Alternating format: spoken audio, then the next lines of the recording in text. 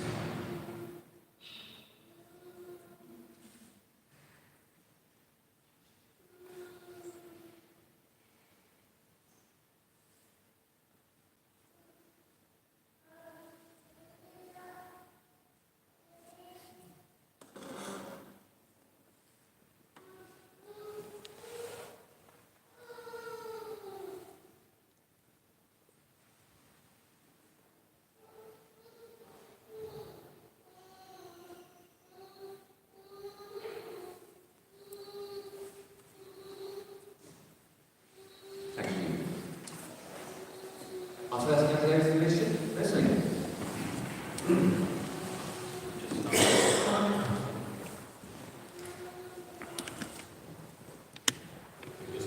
Hello, my name is Leslie Rowe and I'm from Yorkshire. Now you're asking why am I just don't remember, standing as a candidate for leadership. Well, I'm going to catalyst for change to encourage discussion of important alternative policies for the party to look forward and not backwards. Because I believe the Green Party has lost its connection with its roots, with its members.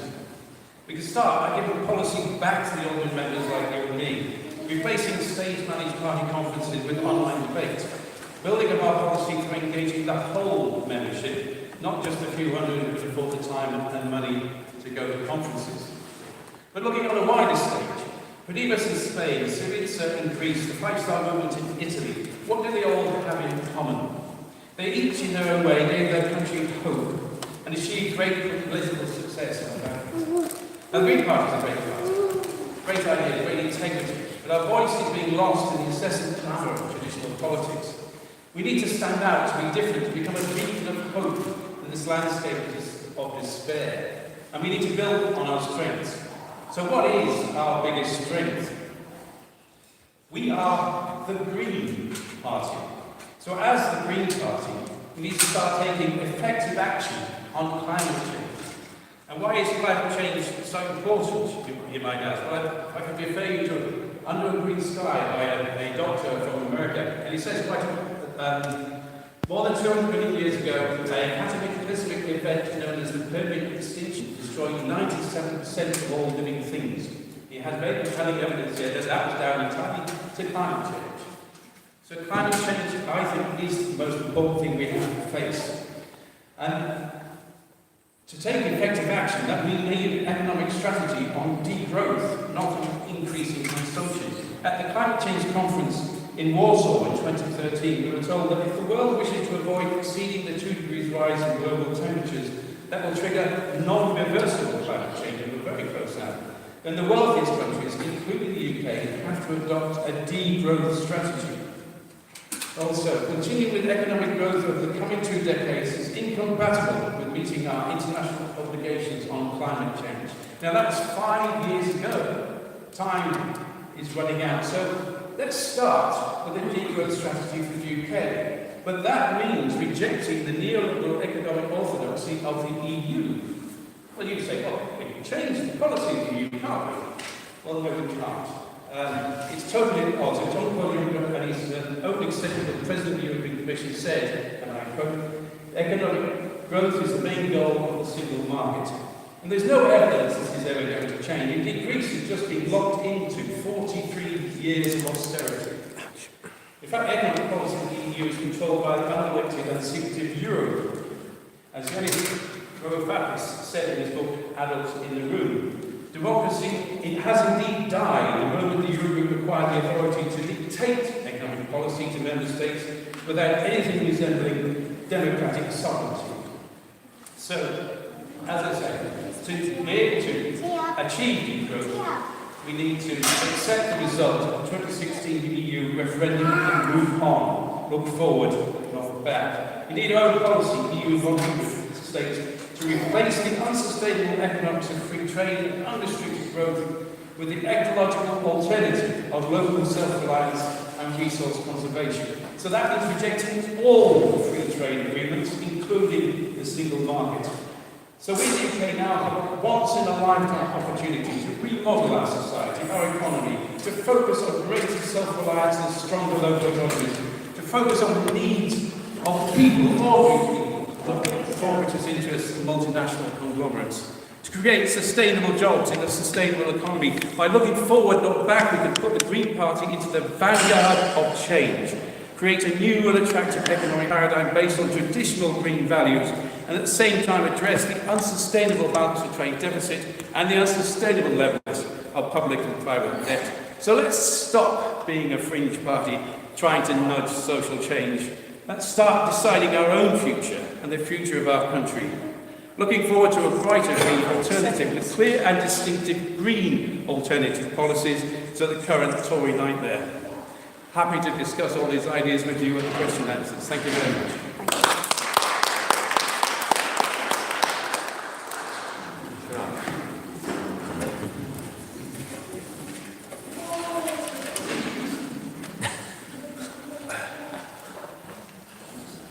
This is my free advertising. Just let them know when you're starting. And when you start, I'll start.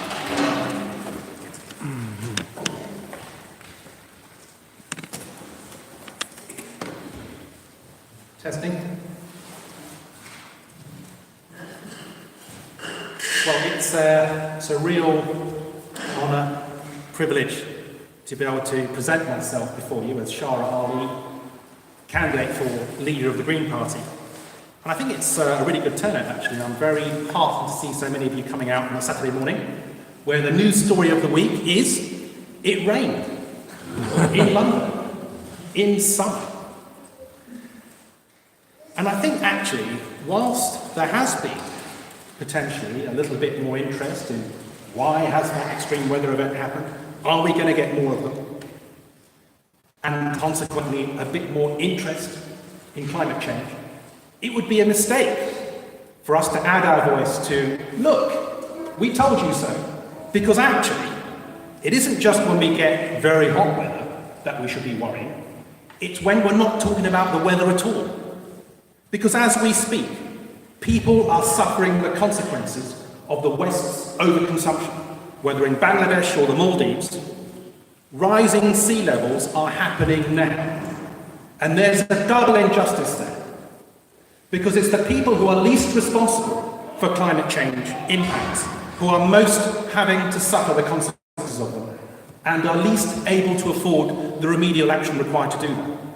So just in that assertion, in that realisation of climate injustice, you get recognition of what the Green Party is about.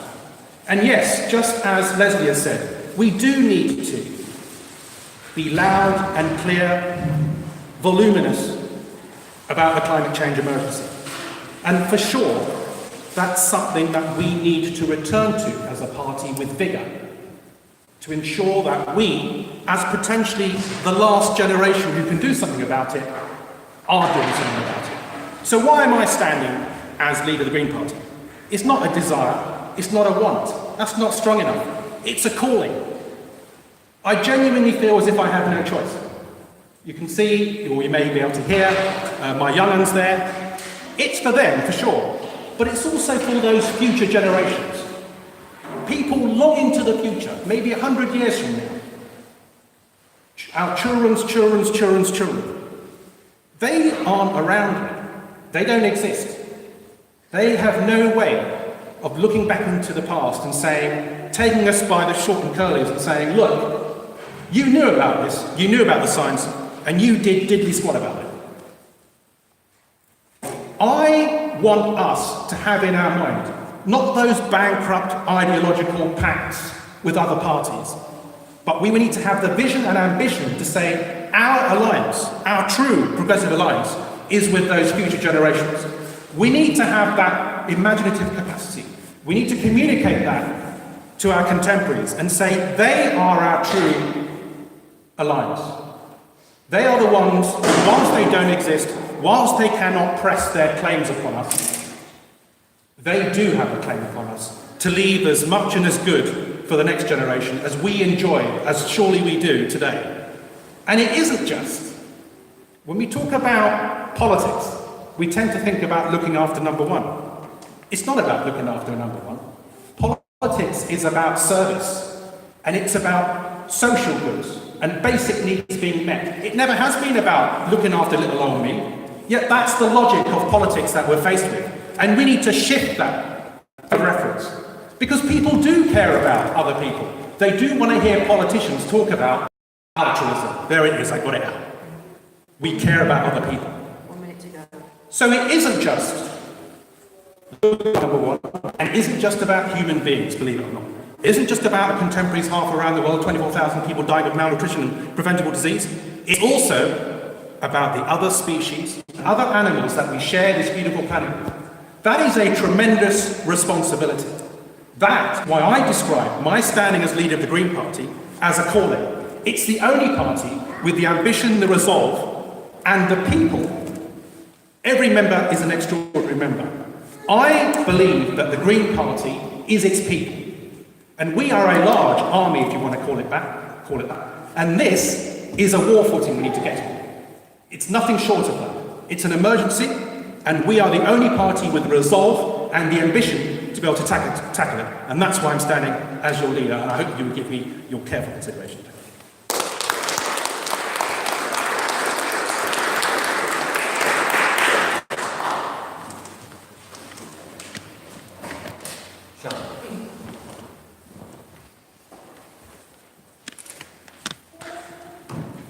Okay, well, thank you for coming out. I was pretty convinced there would be a useless turnout. It's brilliant to see you all here, and I hope we do get to the questions from the audience. So I want to talk about why I'm standing, first of all, and I'm standing together with Jonathan Bartley as a team for the leadership, and we really want to do this job for our party. I've certainly been asked to stand before. For me, it was either not the right time or I wanted to back someone else. And we've had fantastic people in these leadership positions up to now. I have, I think, grown so much as a politician personally in the last 4 years. I think getting elected as a councillor in Camden in 2014 changed me completely. Just having those extra levers, having extra platform, having those people's lives through casework. And casework, I don't know if some of you are counsellors in the audience now, casework is one of those most grounding things that you do. It keeps you rooted in the genuine experiences of people's daily lives. And I'm overrun with housing cases, with people with benefits problems, people that the government are absolutely ignoring at the moment and stomping on. And I don't understand how people who are elected as, for example, Tory councillors, when they go to their surgeries, how can they possibly keep supporting things like the welfare changes that are being made? How can they completely ignore that when they're meeting those people every week on surgeries? So I think I've learned a lot from that. I've also fought lots of campaigns. After winning my seat in the council, I worked on Natalie Bennett's constituency in 2015. I stood for London in 2016 for the second time. And obviously now I'm also elected to the London Assembly, where I've also learned an awful lot about how to work with other parties in a more cooperative way, but also the important voice that we have in challenging Labour, because we've got a Labour man. He made lots of fancy promises in that election, and I've spent a lot of my time in the Assembly exposing the gaps, the shortfalls in his policy, and I think I've done that quite effectively, but also I've managed to change some of his policies to what was in our manifesto. So I've managed to win ballots on estates. For youth work, I've managed to win £45 million in funds he had no intention of doing when he first got elected. So I think I am now ready to be in the leadership team, and I think standing as co-leaders is the right thing to do. I think we're not a party that puts all its faith in one person, in one personality. Being co-leaders of the party, I think, really embodies our green values. People did think it was kind of a novelty when Jonathan and Caroline first stood for it in 2016, but I think people really do get it now, and I will continue our model with Jonathan now. So, on to our pledges. Now, this is a scary, horrible world at the moment. We are seeing now, and we're having it brought home to us now, the effects of climate change already happening. The question now is not, can we stop this, but how bad will it get?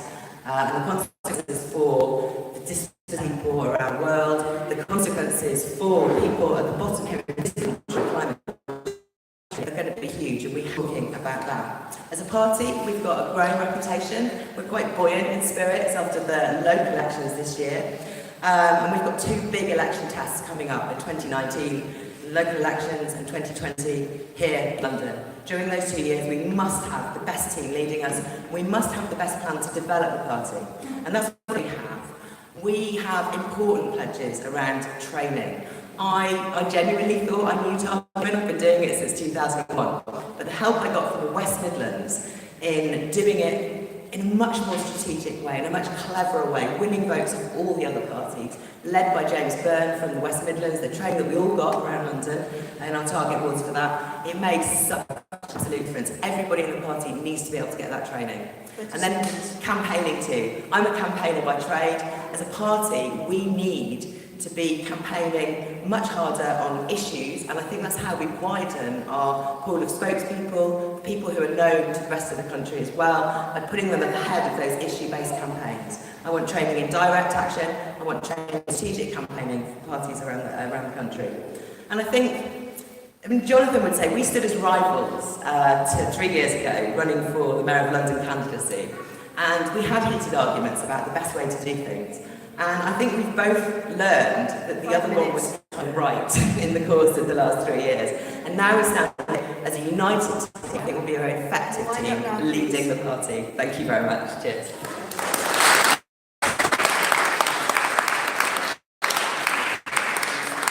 Thank you all three. We'll move to questions. Call from the submitted ones, and then I'll go to the floor and I'll work between them. The first question was by Charles Nelson. Is Charles Nelson here? Now I shall ask his question for him. It is a fact that sadly Russia has been actively sabotaging democracy in many of our allies' nations, as well as being the only nation to benefit from Brexit. From funding these parties, the spread of information online and through intimidation, as well as the recent chemical attacks. How would you, as leaders of the Green Party, respond?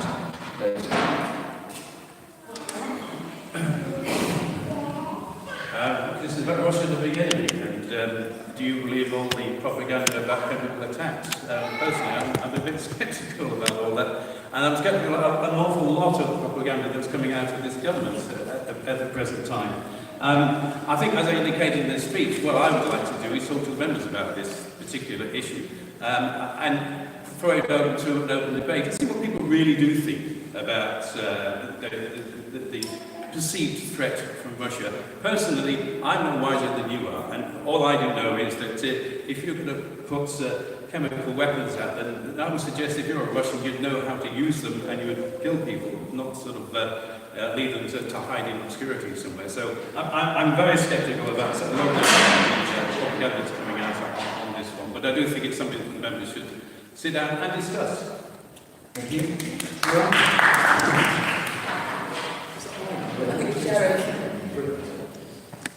So when Sebastian was reading out that pithy description of that rogue state, I was wondering whether he was talking about Trump's America, incarcerating children.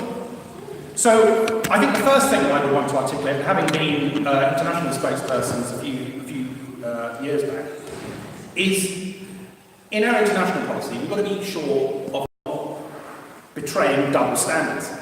Of course, there are despotic regimes out there. Saudi Arabia, who we do business with. We need to make sure that we choose wisely which campaigns, which human rights violations we draw attention to. Anna Politkovskaya has been recording Russian misdemeanor in ballot boxes for many years now, a bit like George Bush hanging chads. So we can see that we shouldn't just selectively attack another country. Now, having said that, I do think there is an opportunity here for relationship building with Russia. And one of the extraordinarily unpredictable things about Trump is in meeting, not just with King Jong Il, but with meeting with Putin. That's a relationship, whatever else you want to call it. Maybe it takes one to see one. But that does create stability. Whereas United Kingdom ratcheting up the belligerent talk following a poisoning in this country, personally, I feel that was disproportionate. Corbyn was absolutely right to ask for evidence. We have processes, we have international bodies who will test and check whether those chemicals came from the place that people are being accused of. So we have to be evidence-based. We do need to ensure that international relations is conducted in a civilised manner, where we don't just up the ante and engage in belligerent talk on Twitter sphere or wherever it might be.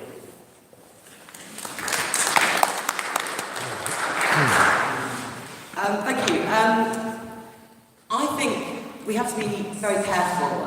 Diplomacy is in a very confusing and scary place at the moment.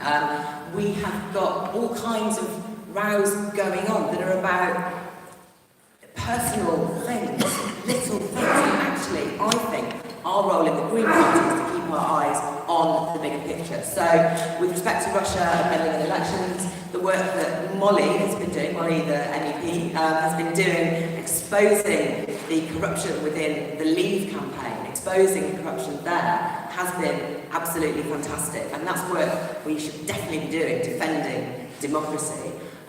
When it comes to the kind of personality-based diplomacy that's going on, I think we need to be very careful to stay out of that, because the bigger picture is our role as an advocate for world peace. We are right to be there criticising the UK government for not turning up to nuclear weapons reduction talks. We are right to be raising climate change agreements and withdrawal from climate change agreements of the USA as being a threat to world peace. And I think that's our role when it comes to democracy, standing up for human rights against arms sales across the board and not being distracted, not being dragged into these personality-based arguments. I think Jeremy Corbyn was probably mistaken to intervene in that argument. I think he should have focused more on the bigger picture, and I think that's our role in the Green Party.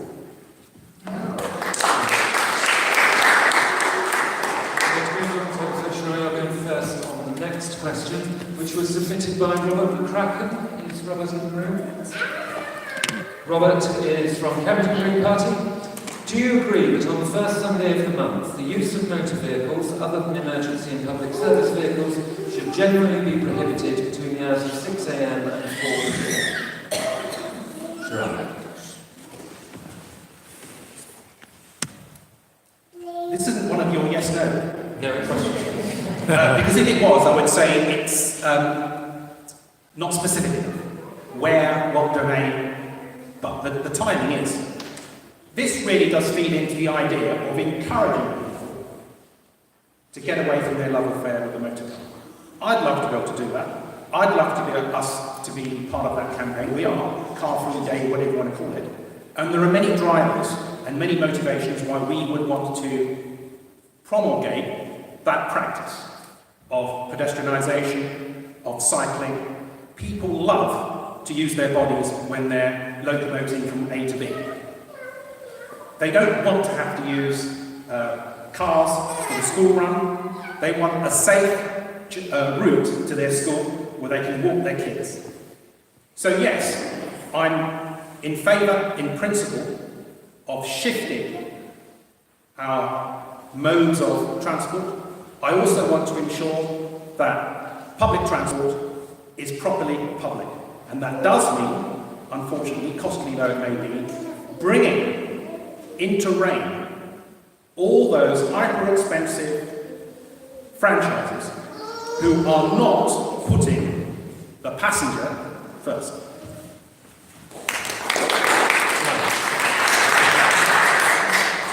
Yes is my one word answer to that, but no, there's a very strong movement in London at the moment to go towards more car-free days. There's a very minimal ask on Speaker Khan, who's not done anything concrete about this yet since he's been elected, to have one car-free day in September this year. And I think he's thinking, yes, he might. We talked to him about it in Mayor's Question Time recently, and we tried to push him really hard on whether he'd do one before Christmas, and he was nearly said yes. So we're getting there. Well, one car-free day is useless, and Sunday, as Robert's question suggests, is the right way to go. I'd be I think it's clever to go for one Sunday a month, because Sunday's the day when you're not in so much of a hurry, fewer people need to drive, and to have that as the day which is car-free would do an amazing thing, which is show people what the streets are like when there aren't any cars. And then once people see that, I think the movement, the growth and popularity of having more car-free days, of generally reducing road transport, will change a lot. So I think it's a clever idea. Those Sundays would be brilliant, but also it's a step on the way towards a more car-free London as well. And I think we should be doing that, not just in London, but in absolutely every city around the country as well. If we can get the whole country used to the fact that Sunday's car-free day, that would be so brilliant.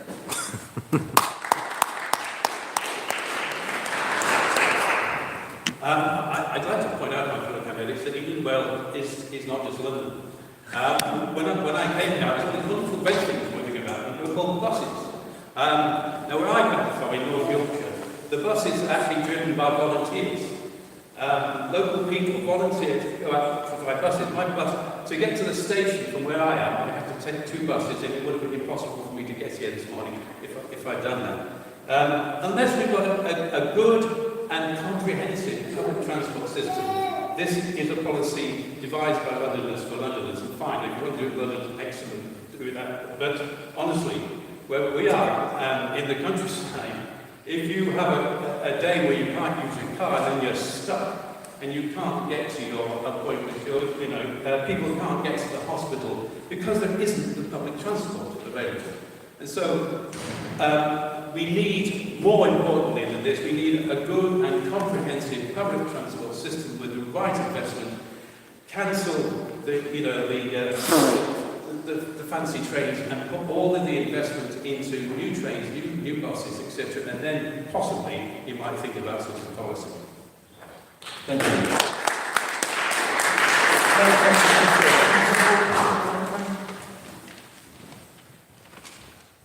As brief as you can. Dr. Isner, standing appointment and Chancellor Green Party. In May of this year, 20,000 scientists, who are the Union of Concerned Scientists, signed a statement to say that population growth is the primary driver of the global environmental crisis, and they said that we should reconsider family size in the future. So my question is, in addition to campaigning for reduced consumption and plant-based diets, why does the Green Party not talk about population and family size more when it's the most important issue, which makes everything else worse? Thank you. Sean. I'm going to sound like Leslie here, right? So when I say, I don't think it is the people that are the problem, it's the consumption of the people. There's a brilliant map been done by, I'm not sure who, but I'm sure I can find it on Twitter, that shows countries not by population size, but by the amount they consume. And if you look at that, the global south virtually disappears, even though it's full of people. So it's not about the number of people, it's about how they live and what they consume. And I think, I don't like very much a lot of the population-based campaigns that seem to be focused on women and their choices and saying, you shouldn't be able to choose how many children you have. I think you should be able to choose. And the most important thing we can do, if you want to make sure that birth rates go down, is empower women to choose how many children they have. Because when they have the choice, they choose lower amounts on average, and that's one way to do it. But actually, I wouldn't have a policy that focused on population at all. I'd have a policy that focused on consumption and focused on more equal consumption throughout the world.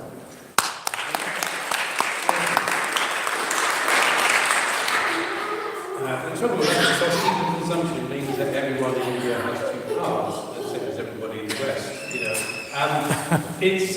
I think that this is a policy, as I said about the previous policies, we need to discuss as a party, as a membership. So let's throw it over to me on a personal level. Yes, I think family planning is an important issue which we should be campaigning upon, because there is a limit to how many people can support, especially if they are all consuming the extraordinary amount of consumption that is currently in the West. So I think it is something that we need to look at. I think it's something that the membership should have a voice on, and it's certainly something that we should be discussing and bringing forward policy for the future. Thank you.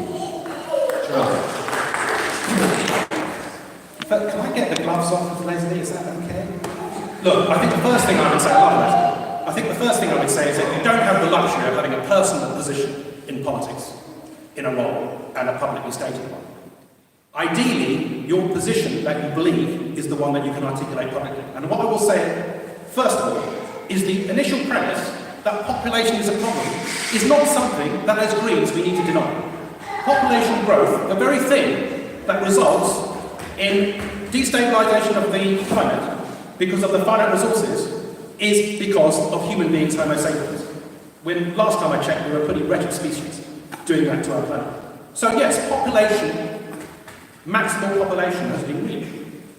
Does that mean then that we need to point our fingers in a neo-colonialist way at other countries, call them developing countries, and say, you've got to lower your consumption?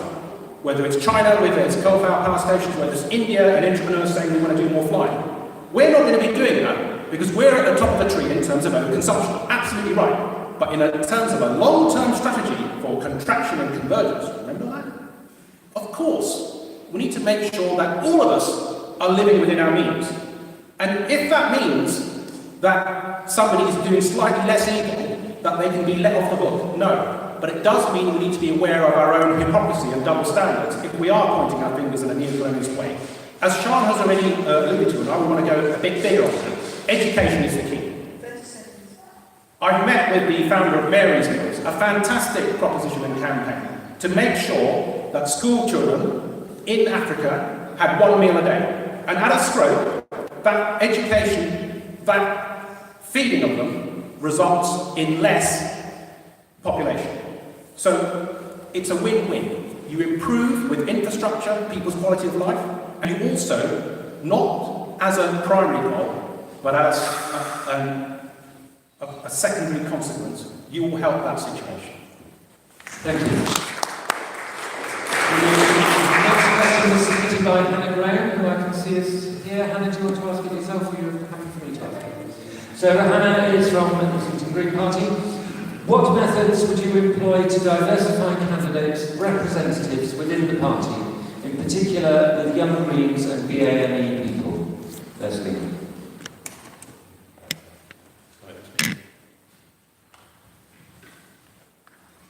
Methods for candidate representation, I think that, again, it comes down to involving the whole membership.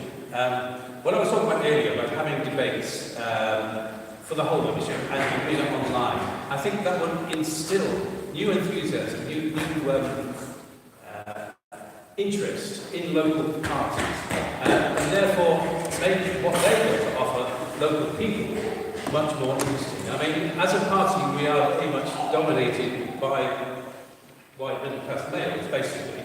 And to make us more attractive, we need to be discussing the things which are important to other people, whatever their background. And so I think just the process of discussing online and the process of discussing much more interesting things, having open meetings at a local level, will actually bring more people in from a more diverse community and make us as a party much more interesting, along with the radical ideas that I was discussing earlier. Thank you. Sure. When I gave my inaugural address as deputy leader a few years ago, I drew attention to the complexion of the room. And it was once said at a meeting that we had too many white middle-class academic types. And I got up and I said, I'm not white, implying that maybe I'm an academic middle-class type. I think the thing is, what I want from the Green Party is not to be constantly obsessed with the problem of our identity in terms of how we categorise ourselves along these underrepresented groups. We want to be first and foremost Greens. Having said that, we do need to pay particular attention to problems, whether it's diversity or intergenerational equity.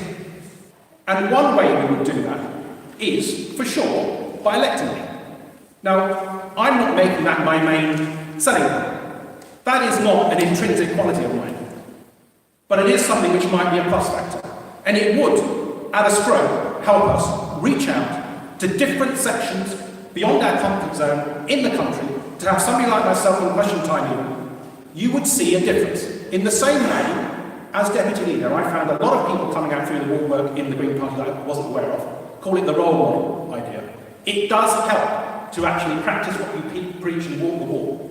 In terms of the youth, so I've got a very healthy, strong connection with Uprising, which is a fantastic leadership organisation for young, predominantly underrepresented people at the same time. And we had our 10th anniversary recently. And I will be speaking to those people in the next year about environmental leadership. And that is another way of bringing the youth in, not just through the university campuses, where I feel that we're very well represented within the young Greens, but reaching beyond our comfort zone. So that's what I would want to do as Leader of Green Party. Thank you. And I think this is a major project. The party has begun it. When Jonathan and Caroline stood for leadership in 2016, they promised they would focus on it. They started the process of setting up an equality commission.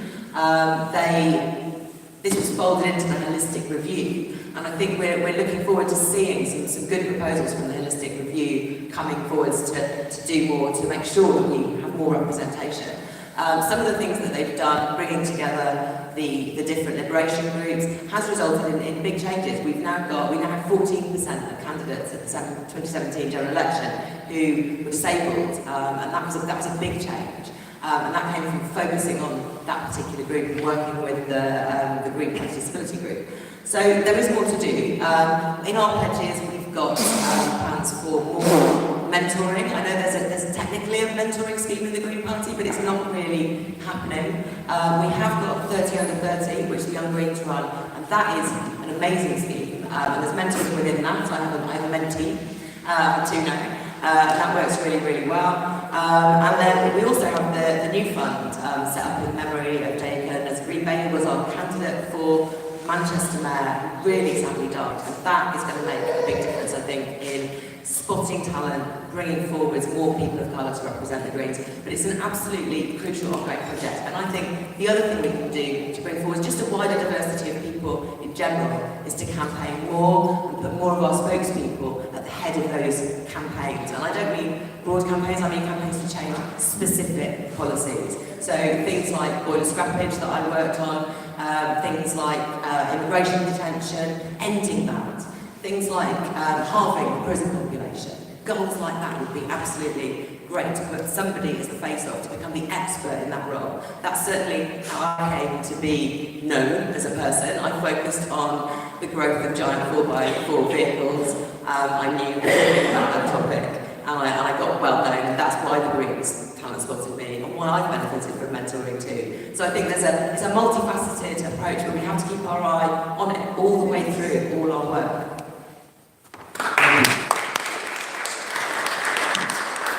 Question from the floor.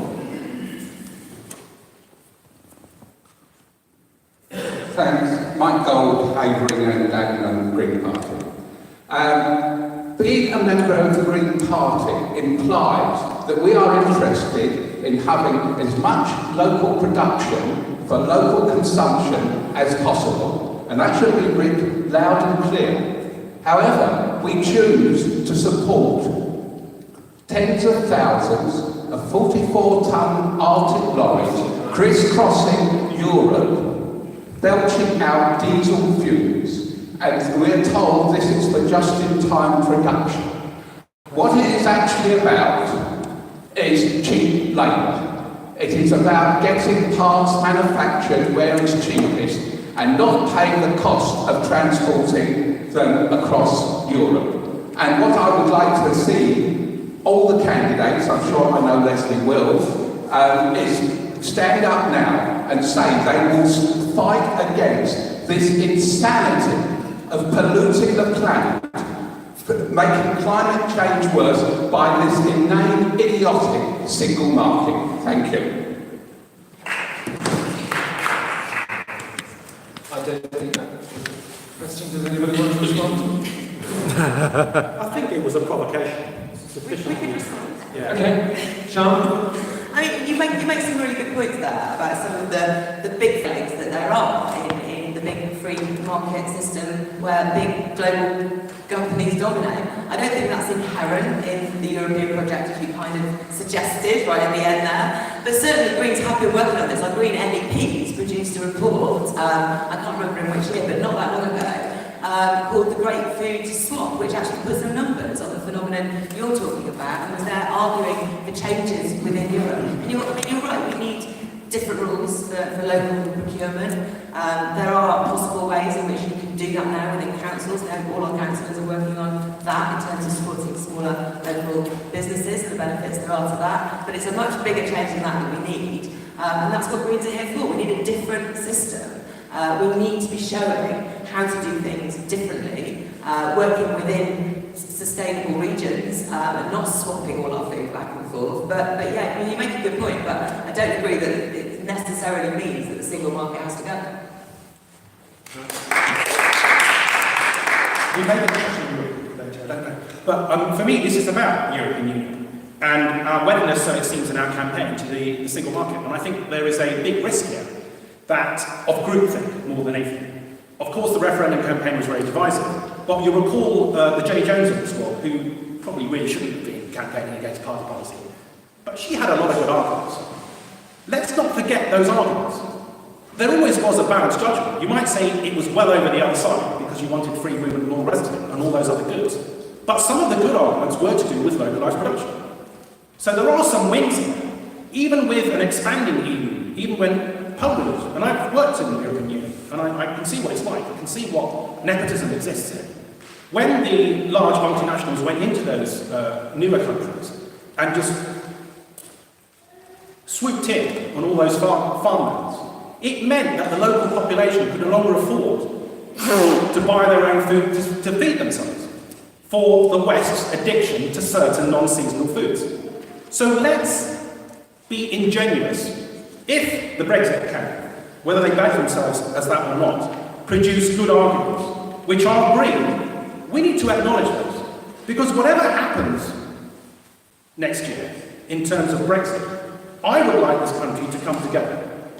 You would get a riot. You would get a riot if somehow the referendum result was reversed. Just think on that. Of course you would. Let's make sure, as Greens, we can not fixate just on the European Union, but look beyond it and try. It may well be two steps back and only one step forward. But unfortunately, that's democracy.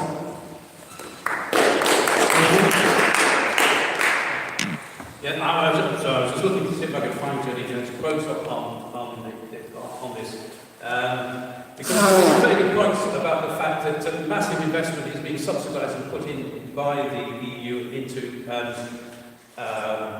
industrialised food production in Eastern Europe as a way of undercutting prices elsewhere. I mean, and it's very implicit, as I said earlier, that we need to replace the unsustainable economics of free trade and look at the local self-reliance for resource conservation. So yes, I do agree. I think the single market is a problem.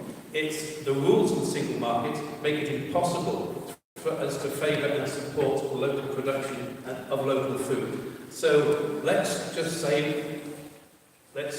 move on, accept the results of the EU referendum, and then we can look at supporting, with real money, local production, local food, local industry. And those, I think, are central to the green message. I mean, if I can quote you something here, encourage local production for local consumption, shorter food chains, more local abattoirs and local processing. These are all green ideas. And we've been trying for many years to get this changed in the EU. I'm quoting here from a paper by Dr. Caroline Lucas, MEP, in the year 2000. Nothing has changed since that time. We haven't got anywhere. So now, let's change it. Let's change it ourselves. Let's just say we want a green UK. We want to start lower consumptions to start in the UK. We're not talking about neo-colonialism here at all. We want it to start here and be a beacon of hope for other people to see that we can do it. We can have green policies. So let's do it here and get on with it now. Thank you. One of our yes or no answers. Charlie, you're going first. This question was submitted by Peter Katie from Barking, Dagenham and Haven. Do the candidates support a people's vote on Brexit with the opportunity to accept the deal or to remain in the EU? Yes. People's vote. No. Yes, well, Thank you very much. Okay, the next question was submitted by Searle. Is Dee in the... Okay, thank you, Dee. Your question was...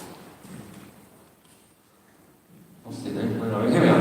The economy is usually a big consideration for voters. As leader, how will you build public understanding of the Green Party's economic programme and which policies will you prioritise or develop? Sean. Shara. It probably isn't. It probably isn't. Brilliant question. Now, I was part of the leadership team in 2015 when we had our best ever general election result. And I really admire how Natalie performed in that election. She doesn't actually get the credit that she's due. I saw her at close quarters and she was a brilliant leader. I learned a lot from her. One of the things which I thought was a bit of a low point for us, when we finally won the big stage. We should have been reframing those questions. It's no good saying they didn't ask us about climate change, they didn't ask us about carbon quotas.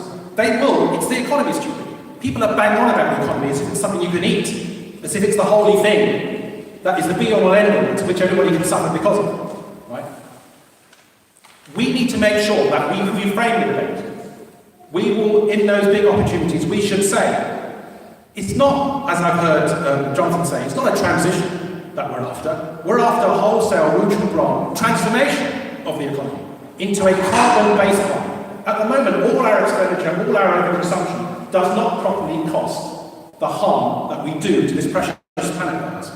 At a stroke, if we introduce carbon quotas or carbon budgets, whatever nomenclature you want to use, that would be egalitarian. Everybody would have their allowance for the year. Maybe they could take a flight on it even. That would be very expensive. Would they be able to trade or buy off other people afterwards? No. That would be egalitarian at a stroke. It's saying that this is the cost of your life, this is your cost of living, and this is the amount of carbon spend you've got. Because guess what? There's nothing more painful than an uninhabitable planet. That might be sound alarmist. It's not. It's objective. It's alarming, but it's a message that we need to convey, whilst at the same time promising people that if you live according to your means, you will have a better life. Thank you.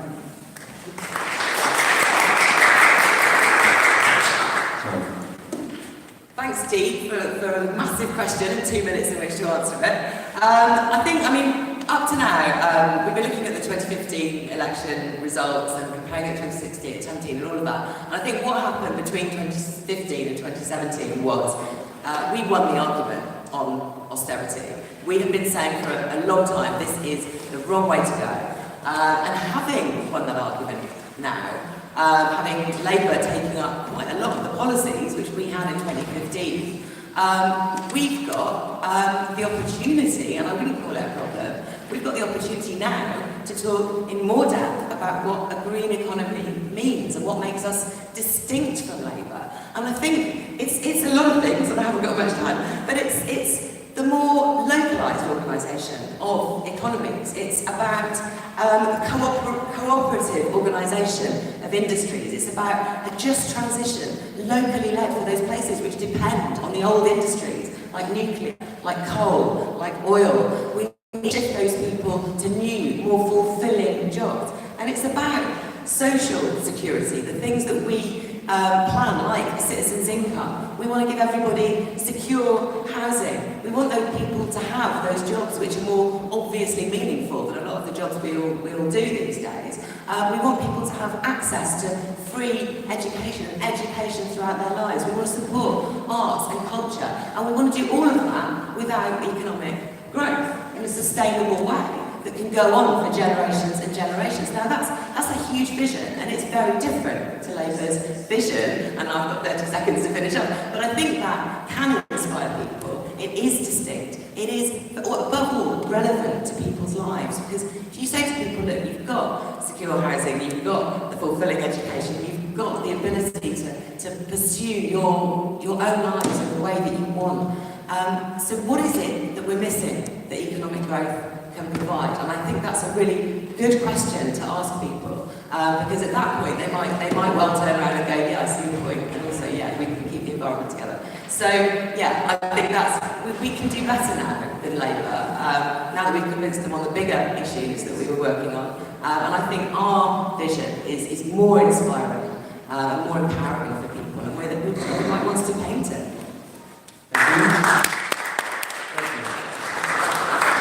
Yeah, the economy is stupid. This is clearly the elephant in the room, and it's something that none of the parties, including the Green Party, are actually addressing. We have an unsustainable economy. We have a massive trade deficit of about £95 billion a year. Now, how do we fund that? We fund that by A, selling off our assets, so all of the national identities all go to foreign potentates. And we finance it by debt. And as you know, the Tory government has tripled the national debt since it came to power, somewhere over £2 trillion now. And private debt is also at massive levels. So we need as I was saying, a degrowth policy, a policy which effectively says, yes, we're going to do something about our trade deficit. And that will mean import controls, that will mean ensuring that taxation is paid by those who can afford it, ensuring that every company or organisation that trades in this country pays its taxes properly, and that's easily done if you're not a Tory.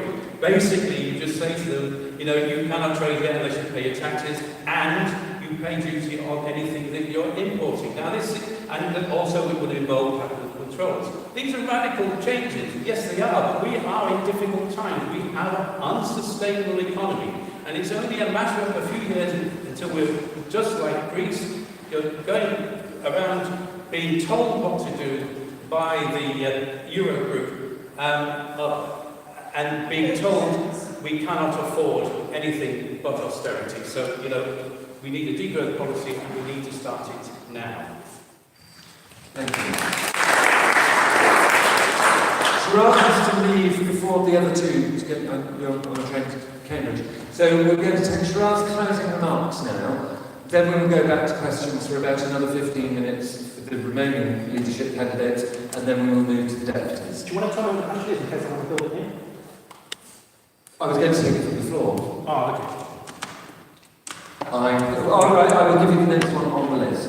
The next question on the list is from John Tyson. Is John in the room? From the Southern Green Party. Many voters still focus on left and right in politics. At the last general election, I felt a little crowded out on the left due to having two strong Labour and Lib Dem candidates, and noticeable elsewhere due to the significant cut in votes from 2015. Would you ever consider, at least regarding its image, politically realigning the Green Party to the centre-right if it meant more likelihood of winning seats? Okay. Go on then. Yeah? You have 4 minutes. What? So, in terms of left-right ideological spectrum, I do think this is an area where we can afford to think outside the box. I mean, I've run local election campaigns for many years, and I once recruited in the same election somebody who was ex-Respect, somebody who was ex-UKIP, somebody who was ex-Tory, and somebody who was ex-Labour. So there is something about the Green Party's conviction and our values which can resonate from people across the political spectrum. And you can even see that in our disastrous 2017 result. Because after giving over the ideological left to the Labour Party for 0 in return, we were still retained our some core voters. And you can see how many of those we retained. And they do not self-identify as being on the left. So the fact is that we do have the option. If you think about environmentalism, there are a lot of people who do not just align along left-right in order to be able to make those points. Now, what I want to close on is a theme, if you like, a theme about what I feel the Green Party can achieve and how it can do it. For sure, people will talk about the need for rising to the challenge of the emergency, and you understand that as well as I do. It does require us not to make cat-handed strategic decisions. What I think you will get in me is somebody who understands that year in, year out, over many years, there is a green political capital that we have built up. You don't retain loyalty from your voters by saying, you don't understand this general election because we've got tactical voting. No. There's a saying, isn't it? Less haste, more speed. We have to stand firm. I'm in this from the long haul, and so are you, and yet we're running out of time. When I say there on the pull-up ballot, which some people complain about apparently, but I did put it printed there, bring power to truth. That's a shift in consciousness I'm asking for. We often do speak truth to power. We did that with fracking, and Quadrillo got their contract. What good is truth to power if people are going to turn their deaf ear, as institutions and people in power will? We need to be more ambitious than that. It's not just about direct action, it's about intelligent action of all sorts. So when I say bring power to truth, think of the great late Tony Benn when he said, this is not a protest, this is a demand. What did he mean? He meant that we shouldn't be apologising for protesting. We shouldn't be asking for something which somebody else has. We need to take ownership and responsibility of the situation as we find it. And yes, that does mean we take ownership, we bring the power to us, just as the 99% said that this economy doesn't do any duty for us. We need to organise that shift in society and say, we're not going to wait for the power brokers. We're going to bring power to us. One of the main things I will have as your leader is my voice. That voice is precious. That is the ultimate democratic currency that we have in the Green Party.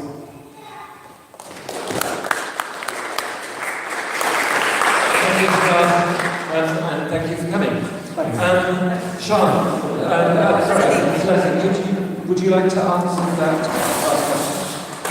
Well, simply the answer is no. I mean, basically, I'm an eco-socialist, so I'm not going to move away from a left-wing point of view. And I think we shouldn't. I mean, we have and we should be campaigning for some unique and popular policies, which I was describing. But the most important campaign we need to be involved in, apart from climate change, of course, is to campaign for PR, so that we have a system that reflects the will of the people. There isn't one member of Parliament in the House of Commons who has the majority support of their constituents. Not one. We do not live in a democracy, we live in an autocracy.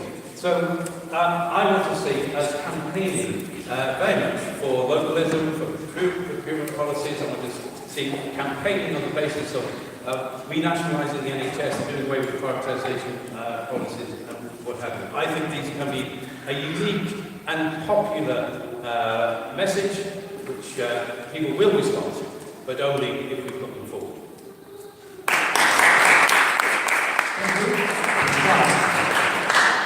So my answer to that also is no. I think I learned, one of the things I learned from James Burton in the local elections was how to take votes of all the other parties. And we tend to forget. I got a bit of grief for writing like the Tories can't win here in a leaflet in the council elections. Because apparently I was speaking to the Tories and I wasn't allowed. And we forget that people who vote Conservative, people who voted Conservative, they're not Tories. They don't identify with the Tories. People who vote Labour don't all identify as Labour people, just as all people who vote Green don't all identify as being Green. They're people, and people by and large are great. And you can find, if you find a person, you can find someone you've got something in common with pretty much all of the time. And so, yeah, we have to speak to people differently, but that doesn't mean compromising our values. If you're speaking to a Conservative, they really appreciate our good ideas that pay for themselves, that solve problems. Those are values that Conservatives really get on with, that kind of an entrepreneurial thing. So when I was running for Mayor of London, things like closing City Airport to fill it with housing, with clear arguments around when Crossrail opens, they can go to Heathrow. They loved that. So that was a great thing to be able to talk about. And I think people also appreciate hard work and credibility as much as they value the values that you show and the policies that you talk about. So I think there isn't any need to compromise when talking to try and win votes of all the other parties, but we should not be stinting at trying to win votes of all the other parties. And again, in London, in 2016, I managed to get the second preference votes of most people. I came first on second preferences, which is doesn't get you anything, but it actually is really good to have. In total, 26% of Londoners gave me one of their two votes for mayor, and we retained our votes, our assembly members, as well in the face of the most enormously close and tight election. So this can be done. People do like us. And we should like all of the people and appeal to them all in different ways maybe, but not in ways that compromise our values or our ideas. Thank you very much. We'd like to put some questions on the floor on a subject that we've not touched on before.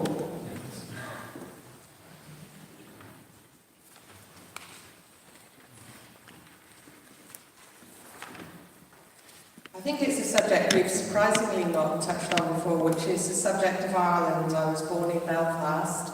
I have ancestors and relatives and friends from both the north and south. Touching slightly on I would like to hear, and I've been very shocked to hear two leadership candidates going with Brexit, one being a Brexiter, one saying we should respect the results of the referendum.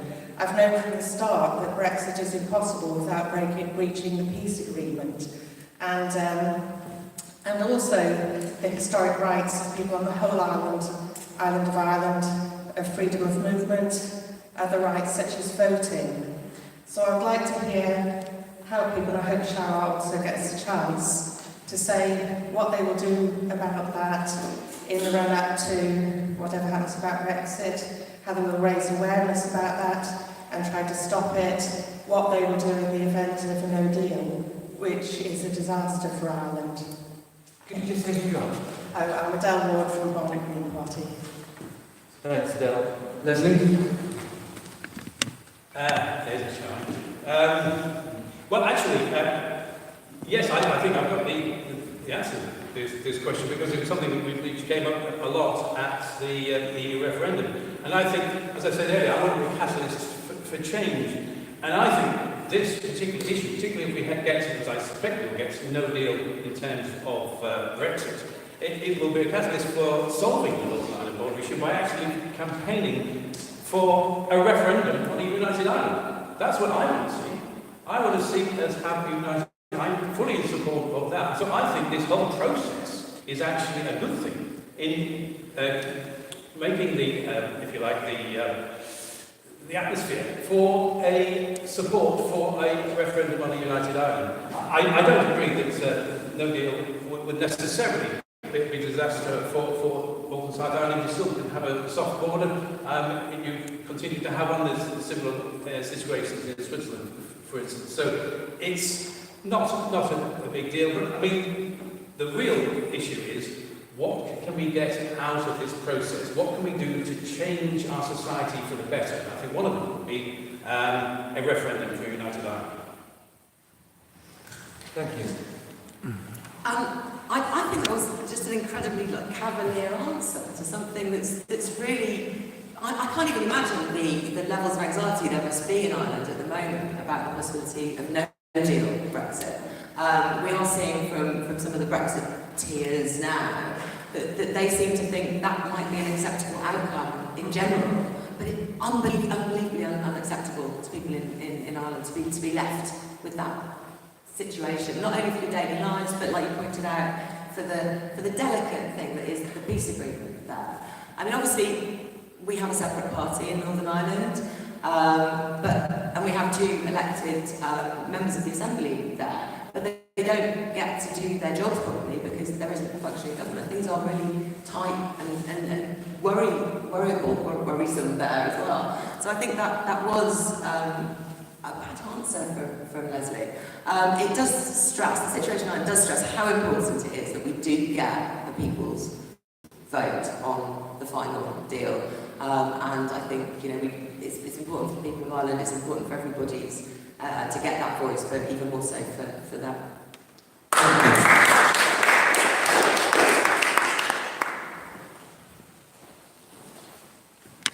Hi, Joe Taylor from Lambeth. I just wanted to know if you were speaking for the Green Party in a leadership debate on TV, how many times would you mention climate change, and what would be the one policy around climate change that you really want to get across the strongest? Thank you, Sean. Yeah, I mean, if you're going to go to a leadership debate, which I trust will be included in this time, you've got to go in with a mission to talk about climate change, and a number of other issues as well, but you should go in with an important thing to say. And I think nobody would talk about in terms of climate change. It might well be about renewable energy, it might be on the floor. Nobody would talk about reducing the energy we use, and that's the point I'm trying to bring into the debate. Thank you.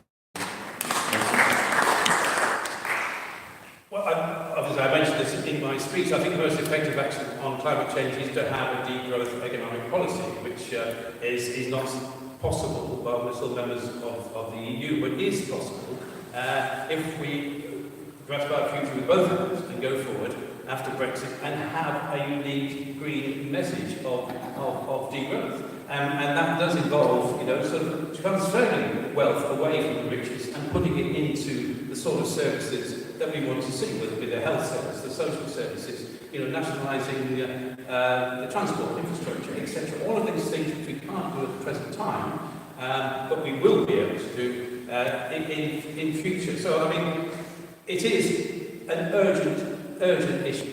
As I say, we are within a hair's breadth of getting on non-reversible climate change. So we need to do desperate action. Low consumption starts in the UK. We can be a beacon of hope. So let's move forward for a positive action, real action on climate change.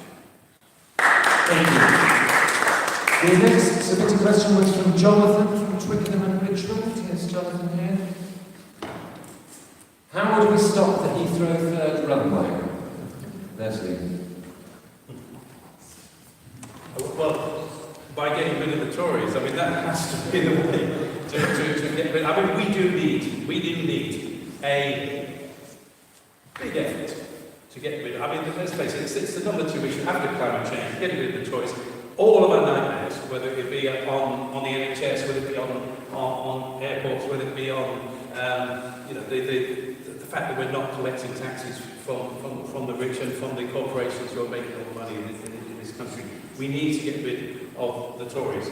So, that has to be our number 1 priority. And the way we do that is to have an attractive and populist message.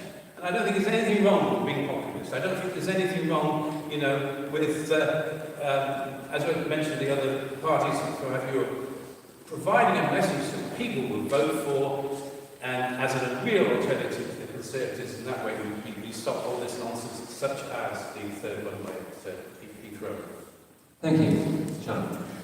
Okay, so in terms of stopping the Heathrow plan itself, we have lots of chances still to do that. We can throw every single legal obstacle in its way until it's been absolutely forced through against all the rationality that there is.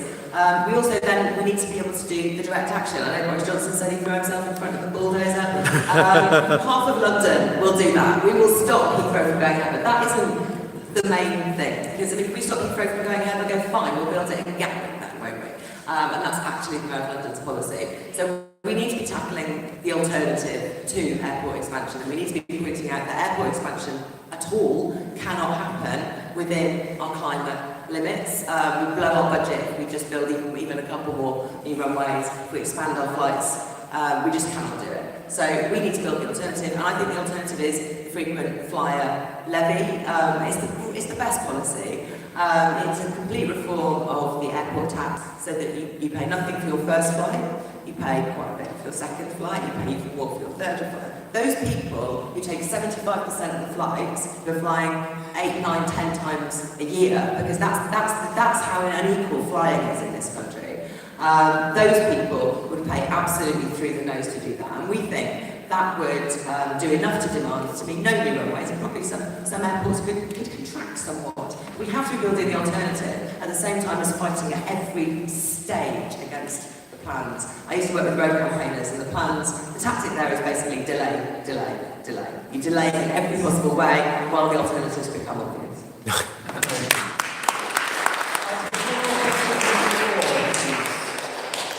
Anybody from? Yes?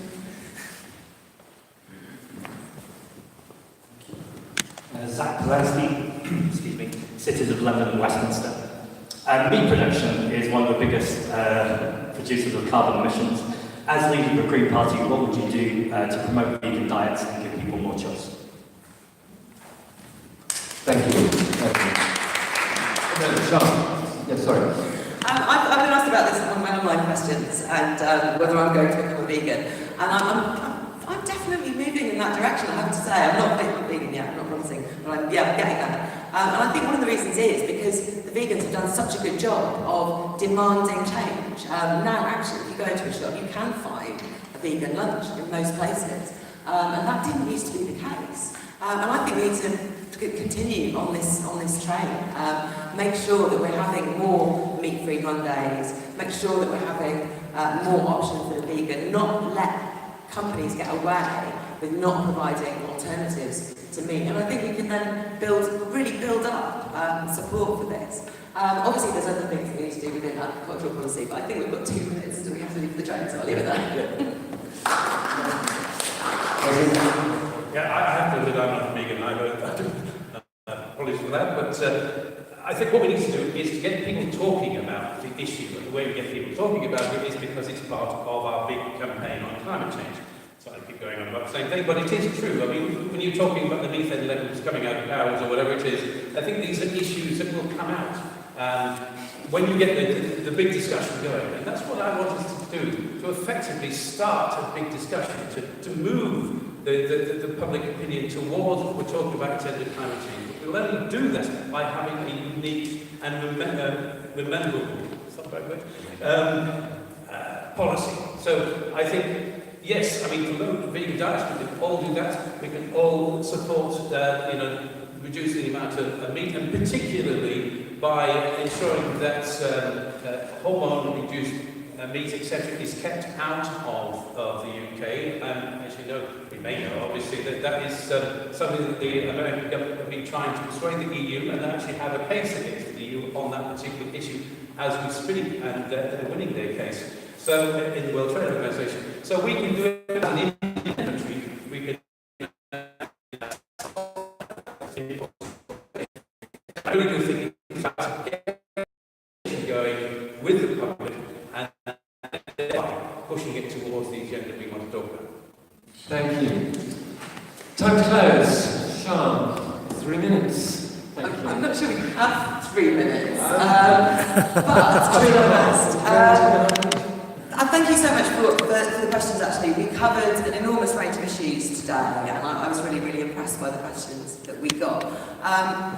We are making a really important choice here. It is about where we are as a party and where we're going to be in 2 years' time.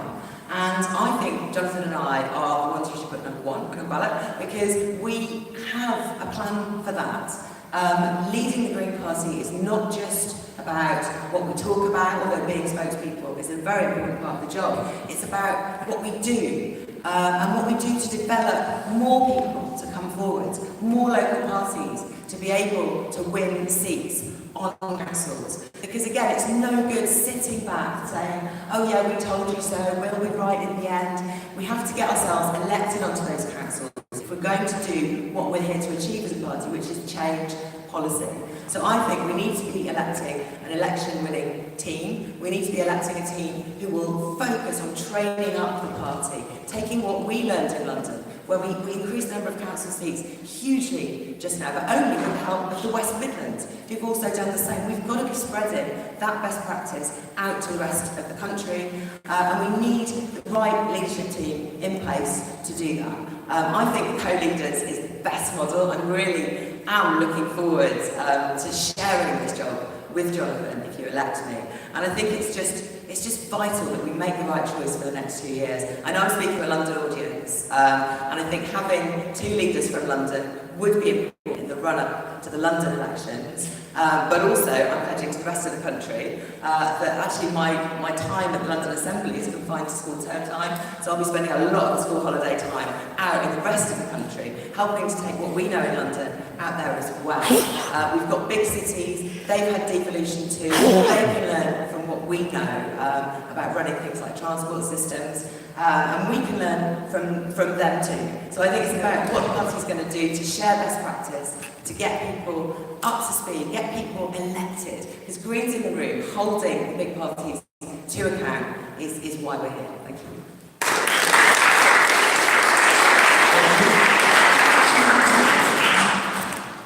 Well, Charlie could be being cavalier a moment ago, and personally I think it's somewhat cavalier to ignore the austerity measures that have been forced upon the Republic of Ireland over the recent years. And can I just quote you something from the Irish Examiner itself, which is talking about the Greek credit union. And so this is talking about the recent agreement, or so-called agreement, which was forced upon Greece by the European Central Bank and the Troika. Until 75% of Greece's public debt is repaid in 2060 at the earliest, the country will be subject to enhanced surveillance. There is 42 years of quarterly reviews during which the European Commission and the ECB, in collaboration with IMF, impose new measures on such as fire sales of public property and restrictions on organised labour. Is that what we want in this country? Now, what we want is an independent country where we can bring forward radical new green ideas in a populist way. Can I also mention, David Malone, who was a candidate last time round, can I refer you to his wonderful video called The Death of Democracy, which shows the real dangers of all free trade agreements to our liberty and to democracy, where effectively things can be forced upon us. We do have an opportunity now to challenge the orthodoxy and bring out sort of like ideas that have been in the shade for far too long. To think radically, to move out and decide what kind of society we want to create. I want the Green Party to be at the forefront of that, not just to keep paying lip service to the status quo. You can't be a radical if you just support the status quo. We need to respect one of every occasion has been allowed to British people. So let's stop being angry instead of hope. For the Green Party to lead, not to follow, to bring forward ideas that are unique to ourselves and show the way in the years ahead. For the Green Party to have a distinctive voice once again and to look forward and not back. Thank you.